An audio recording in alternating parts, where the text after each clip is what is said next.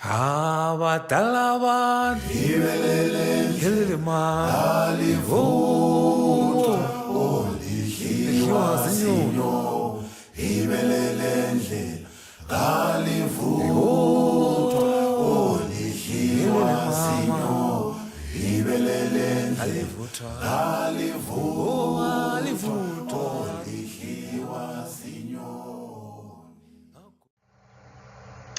Hello everyone, I'm here to do the second part of my research paper for Dr. Thortenberry's communications class, Mississippi College, regarding music communication, music, a notable aspect of communication. And then you have the abstract that you can find and read on the paper. One might ask, what is music? What does it come from? And what is its objective? We can see by the definitions below of music, sound, and communication that these are all factors that work together to create something beautiful. They are all abilities given to us by our Creator and all used to interact with another living being, whether it be God, human beings, or animals. Music is a powerful form that communicates without words, yet it is a language of its own.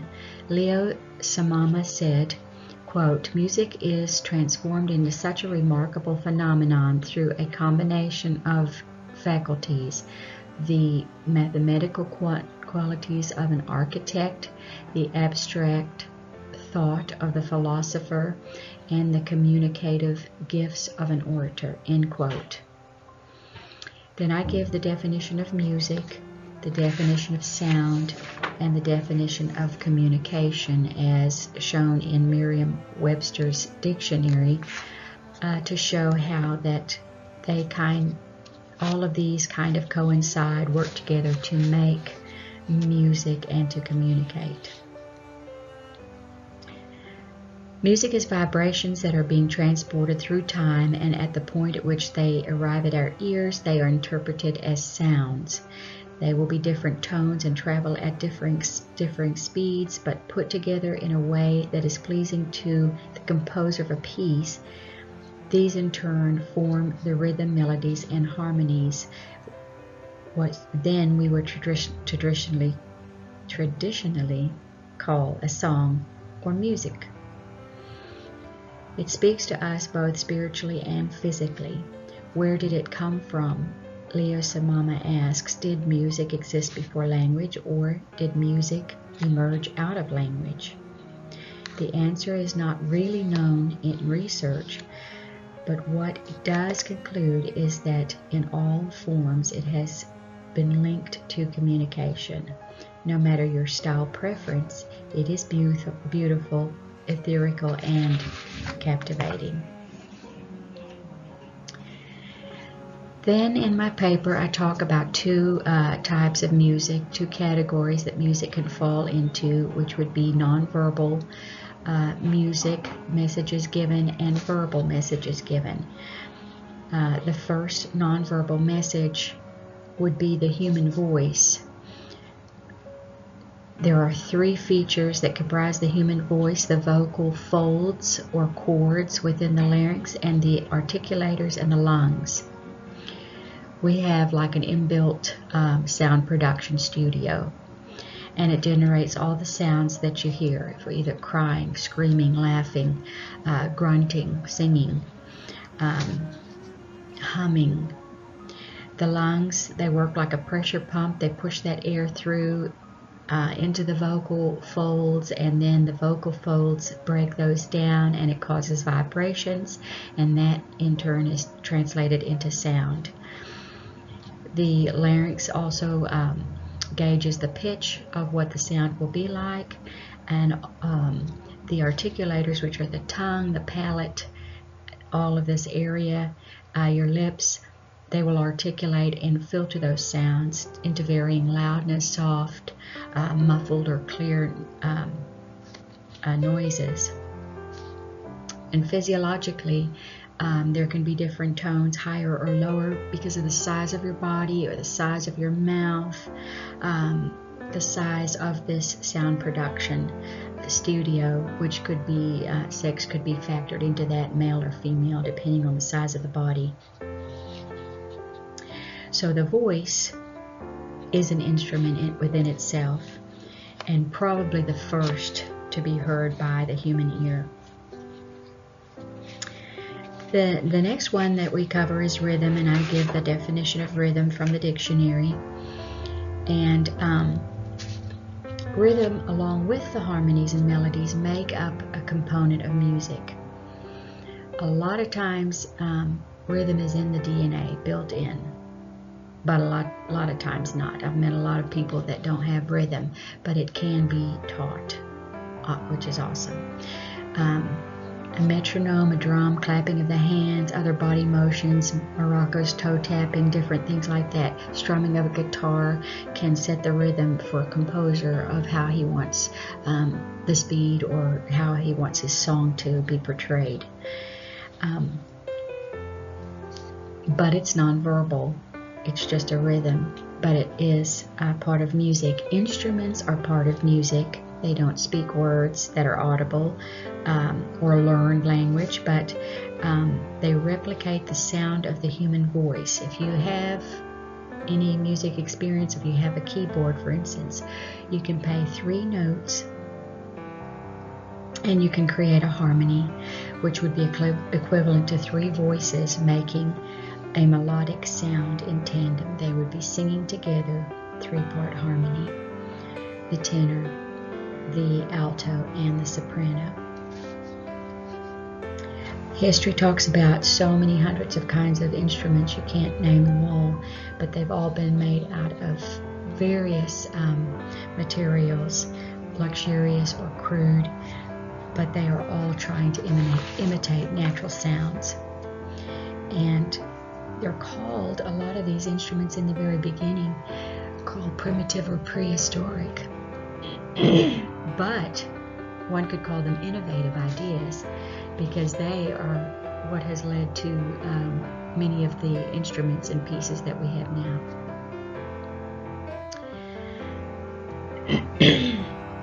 Verbal messages that are sent in music. Let's discuss some of them. Poems. A poem often in the dictionary says it's often a language that is set into pieces that might often be rhythmic and have a rhyme. And I want to talk about one particular poem. I'm going to read this. Many may not be familiar with the song called Anacreon in Heaven.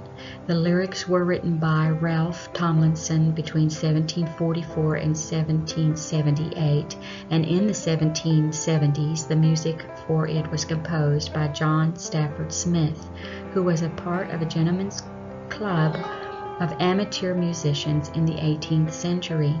Tomlinson was interested in the Greek poet called Anacreon of the 6th century, who was known for his poems of wine and love. After the War of 1812, on September 14th, 1814, a poem was written called Defense of Fort McHenry by Francis Scott Key, who was a young lawyer and an amateur poet. His brother-in-law was Judge Joseph H. Nicholson, who had noticed that the words would fit nicely to the Anacreon in Heaven tune, and so it was printed. It officially became the American national anthem on March the 3rd, 1931, by an official congressional resolution, and we now know it as the Star-Spangled Banner. So this is how poems become music, and music communicates to and through a nation. Another verbal message through music would be stories. Stories are a longer piece than a poem, and it would have a beginning and an end, and it would be a shorter story, of course. And these are often put into songs. One example would be Billy Joel's Piano Man. It tells an entire story of how people are caught in a rut and on Saturday nights, they're all in the bar, just, doing their regular thing and wishing that they were elsewhere, and they're all workaholics and just worn out or down in the dumps or whatever their particular situation, and they're asking the piano man to play them a song to try to get them away from reality a little bit and get them to relax. But the sad part of the song is they're called regulars, which means next Saturday, next week, and the following, and the following. They're going to do it over and over again. They're in a rut. Even the piano man himself has said in the song to be much too talented to be in that bar playing. It should be elsewhere making more money. But he is obviously in the same condition. But the song, many may not even know what it is saying because of its rhythmic, bouncy tune. The listeners don't always grasp the degradation or despair that's being portrayed. The question could be asked, are the listeners really listening? They are hearing the sounds but not the content. Often when we speak, people are listening but not hearing as well. Has someone communicated until the message has been heard? Good question. Metaphors are also used in song, which could be like a phrase, a literary denoting of a kind of an object or an idea. And these are put into songs. One example is Garth Brooks' song, The Dance, where he says, "Our lives are better left to chance. I could have missed the pain, but I'd have to miss the dance." Referring to life, he is saying in that song that in order to experience the good in life, you'll have to take the bad with it. Another example would be Titanium, co-written by Sia, David Guetta, Giorgio Turnfort, and Nick van der Wal, where it says, "Ricochet, you take your aim, you fire away, you shoot me down, but I won't fall, I am titanium." So it is a simile or a metaphor showing that the girl is strong, even as strong as the strongest metal, and cannot be broken down no matter what anyone says. So these are often used in songs, figures of speech, and so on, to embellish the song or to show comparisons. Lyrics can be specifically written as a song. Singers and songwriters can just sit down and have a tune in there that's been mulling over in their mind or whatever, and just sit and write the lyrics to it, or they can sit down and say, "I'm going to write a song," and have the words first and then be inspired with the tune to set to it. And often they collaborate with others until they come up with a piece that they're wanting to portray. We as the consumer, when we hear that tune that we love, we will go to the store, we will pick it up, we will buy it, and we will play it over and over and over again. And that is what a lot of artists are counting on, because that is oftentimes their sole livelihood as well as wanting to portray just art through their song. Music can be direct, to the point, to where even a child can understand it, or there can be hidden or double meanings in songs. In 1970, Neil Young wrote a song called Southern Man, appearing on his album After the Gold Rush. This was a direct meaning to it. It was racism and putting down the South, talking about the Ku Klux Klan and slavery, and how that everything was falling apart in the South. And then in the same year, on his album Harvest, he put out a song called Alabama, and even further talked about how the state of Alabama was pitiful and in ruins, and that they should try to consort with the Union to get help.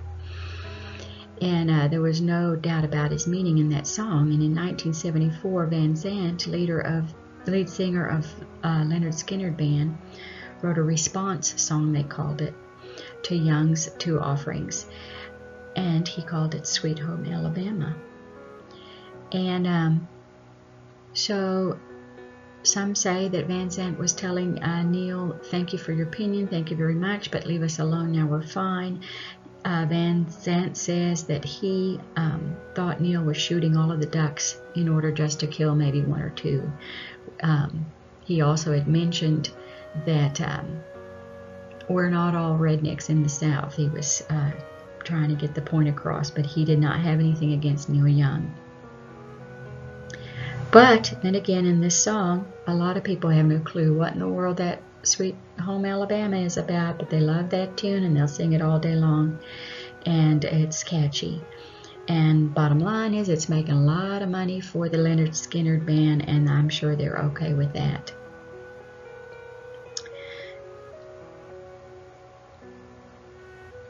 On vinyl records back in the day, there was backmasking, a message that would be put when you play it backwards.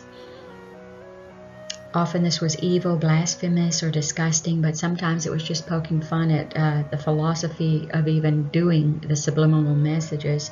For instance, the B-52 Detour Through Your Mind album said on the backmasking, I buried my parakeet in your backyard. Oh no, you're playing the record backwards. Watch out, you might ruin your needle. So they were poking fun, but this was popular in the 70s, 80s, and 90s, and actually was discovered by the Beatles when I guess they were high, and they were listening to the record backwards, and one of them said, hey, I really enjoyed that. And so they had put backward instrumentation on their album called The Revolver, and that's what got that going.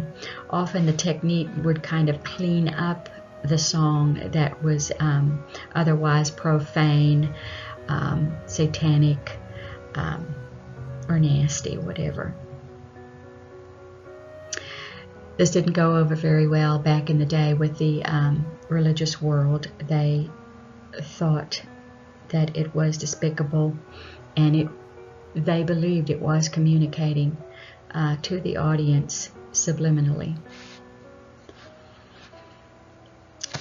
Messages in music can be for good or evil.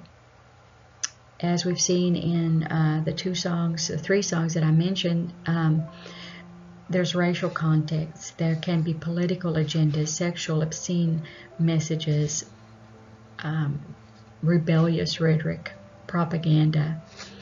All of these lyrics can be shown, but there can also be songs that are uplifting and inspiring, that bring hope. A lot of people have put the Psalms of David to music as he would have wanted, because he did call them songs.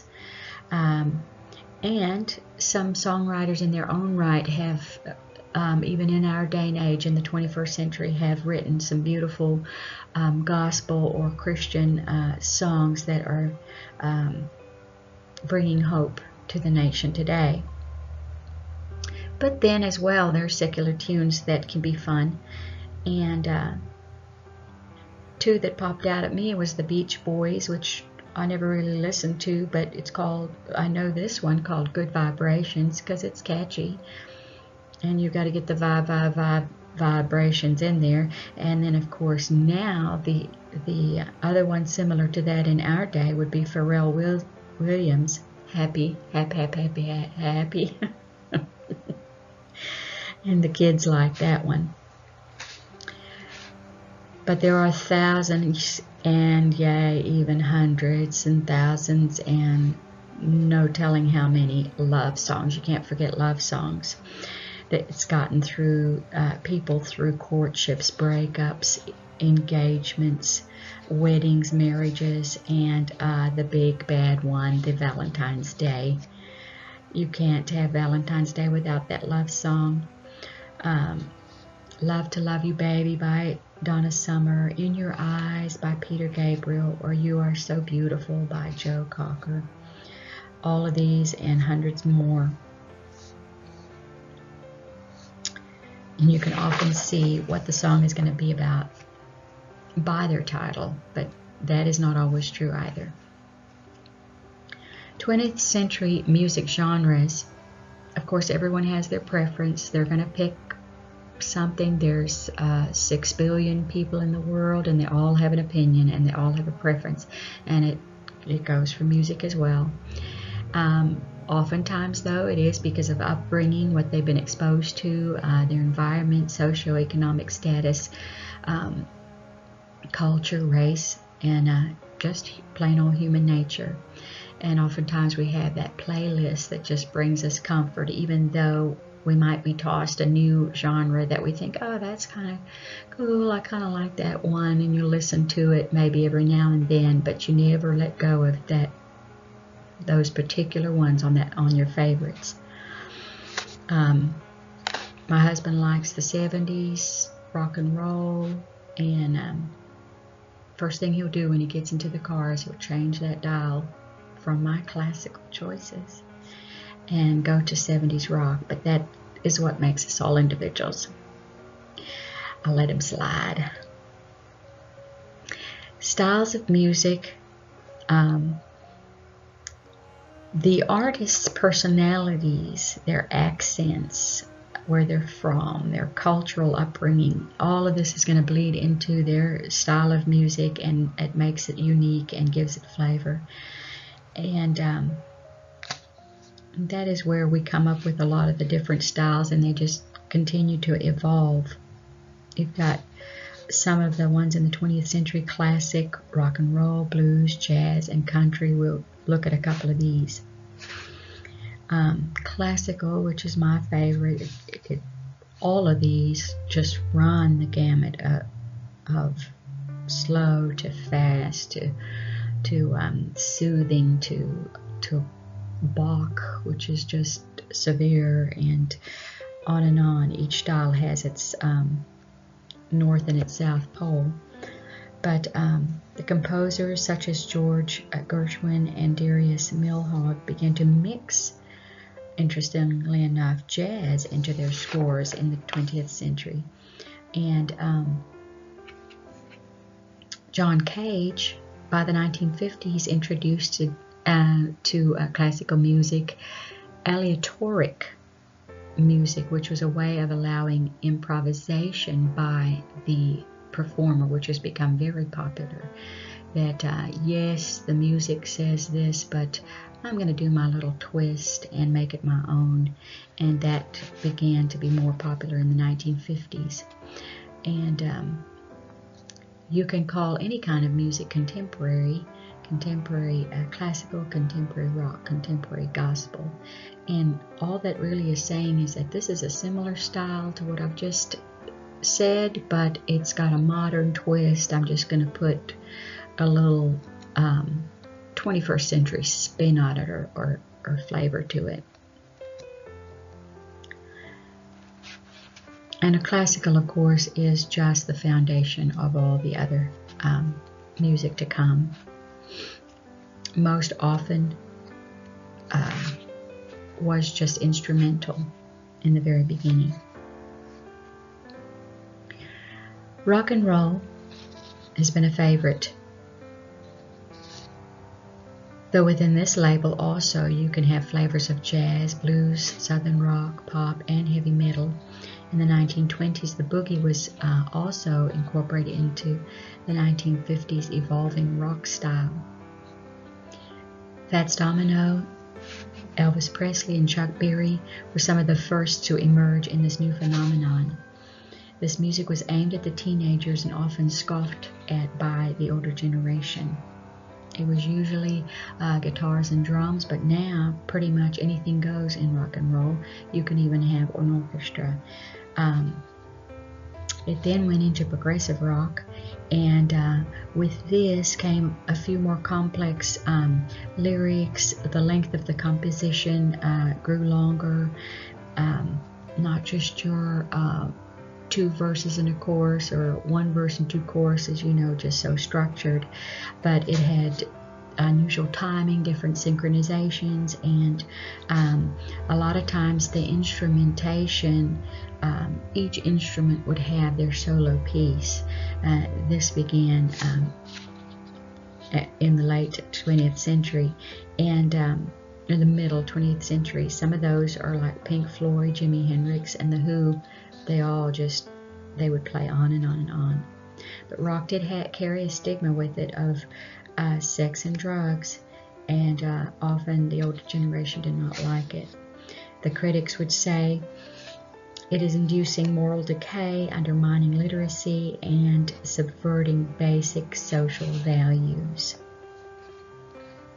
It was very wild. Sometimes they would pace back and forth, scream, run, break guitars, whatever. It was wild, but some called it exhilarating. You'd have to mention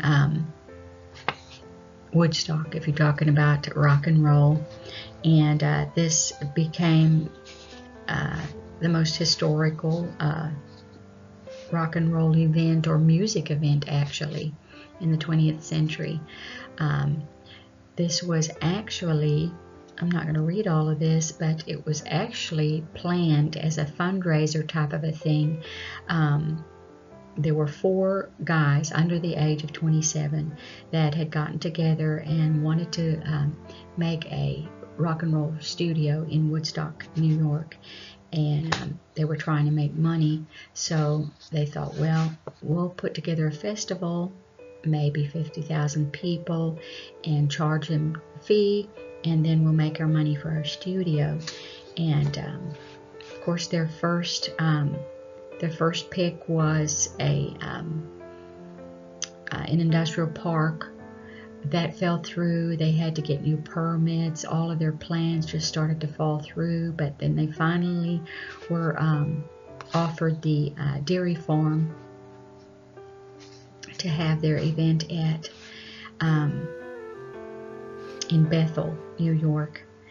And so they continued on with their plans. It was, because of their setbacks, it went right up to the last minute, and they did not get all of their fences and their gates up. They didn't get their ticket booths up, all that they wanted. They just had a lot of loose ends. And on the day of the actual event, people started just walking in the compound area there of the farm where they were going to have where they had the stage. 50,000 of them. And of course, there were no gates, there were no ticket booths, and so they came in basically free. So after that many people came in free, they had to say, well, this is a free concert because there's no way to go and collect money from them all. So because they did that, people just began to flock to Woodstock. And they say that over 1 million people tried to make it there, but they had to be turned away. And it's estimated that 500,000 actually were there. They were doing 3 days. It went into the 4th day. They had rain galore, and so it ended up being just rock and roll for 4 days, sex, drug, nudity, and mud.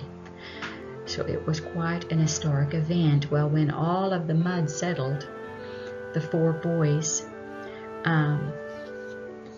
who John Roberts and Joel Rosenman were friends, and the 2 of them had recruited 2 others. Those 2 boys were in debt by $1 million. Well, luckily for them, the film sold, and they ended up only owing 100,000 instead of $1 million. So they lucked out, but they did not make money. I do not know, and I didn't look it up. Maybe I should, because that would be interesting. I have no clue if they ever built that rock and roll studio. But that is the story of Woodstock. And I'm sure so many, maybe even living people, would have so much more to say about it. Blues and jazz. Blues and jazz are 2 styles that evolved from African American culture. This was not only instrumental, but vocal, spirituals, work songs, chants that were offshoots from their African descent. The blues gained true popularity through W.C. Handy in the late 19th century into the early 20th. Jazz gained international recognition by the 1920s.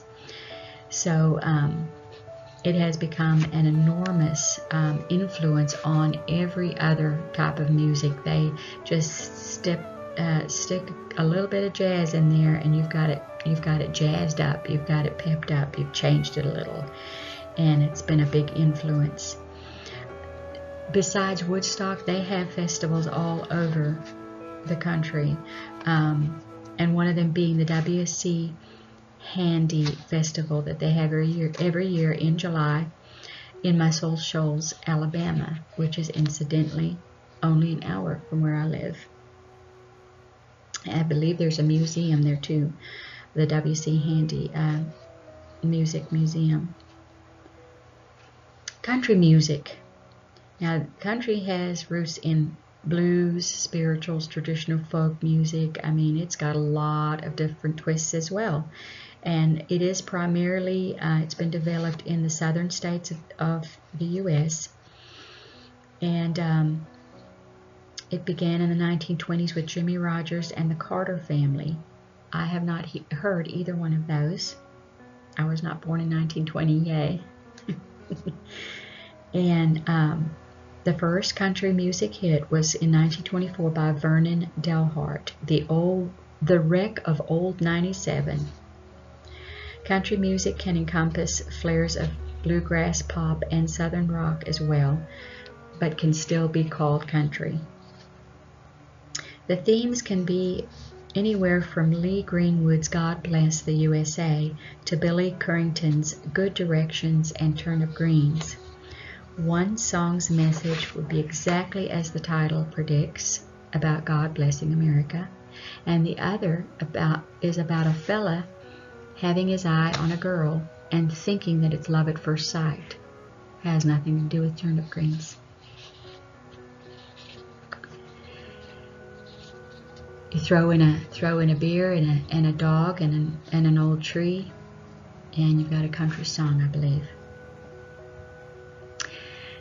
The artist itself, the musical artist, they can really be called poets, authors, communicators, musicians, orators, politicians, composers, leaders, inspirational speaker, therapist, teacher, because these are all of the functions that they really are engaged in. The lyrics that they pen tell stories eloquently, sometimes brash, sometimes with exuberance, and often sorrowfully.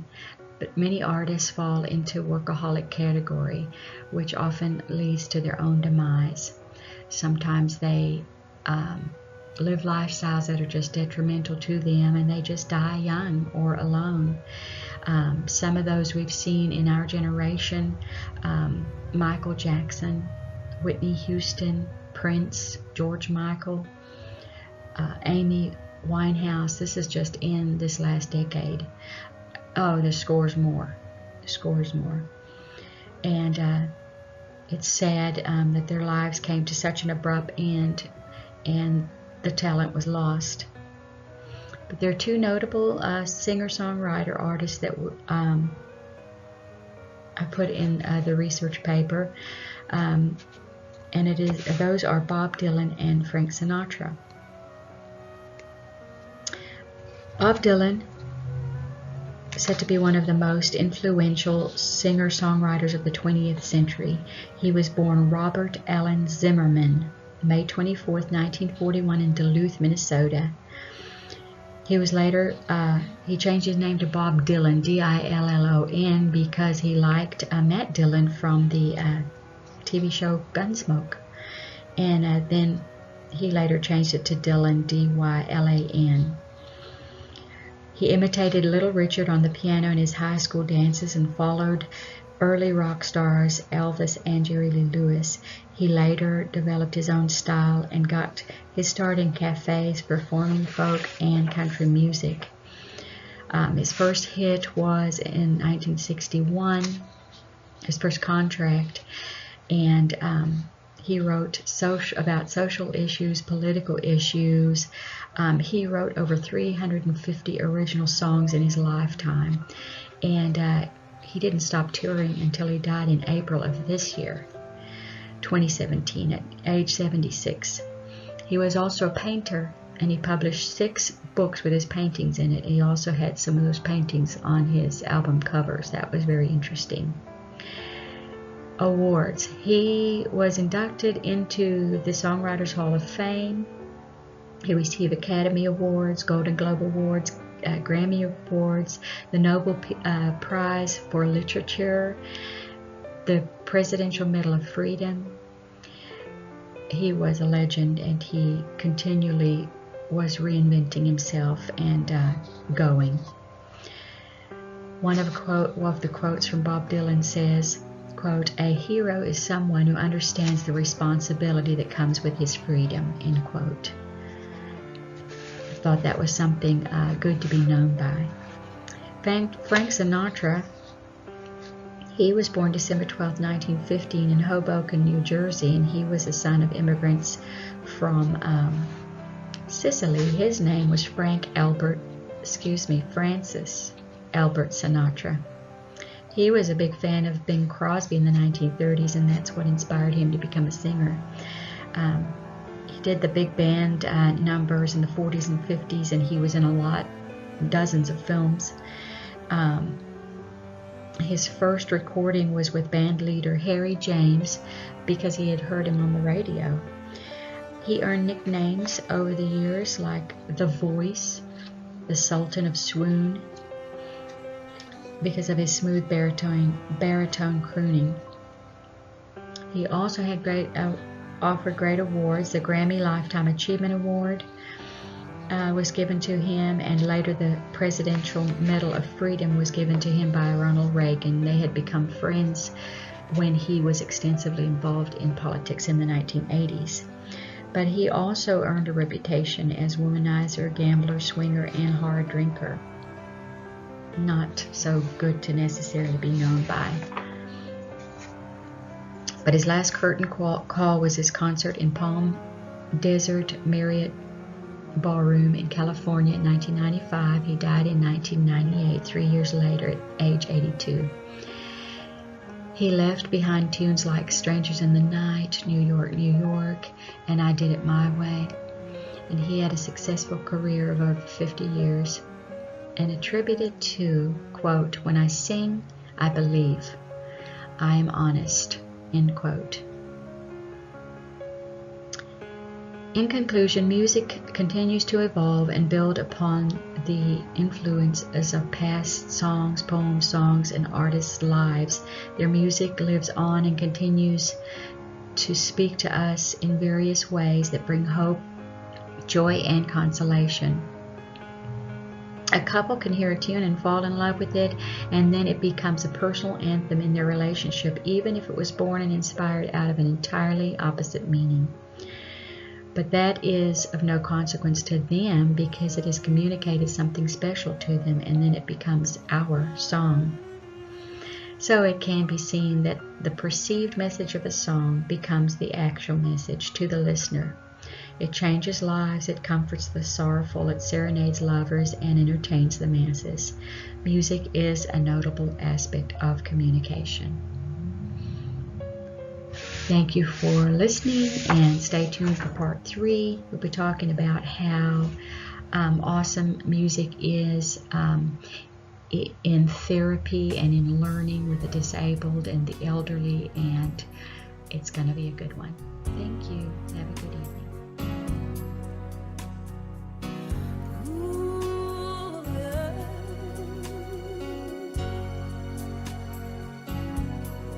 Waves of glory are sweeping over my soul.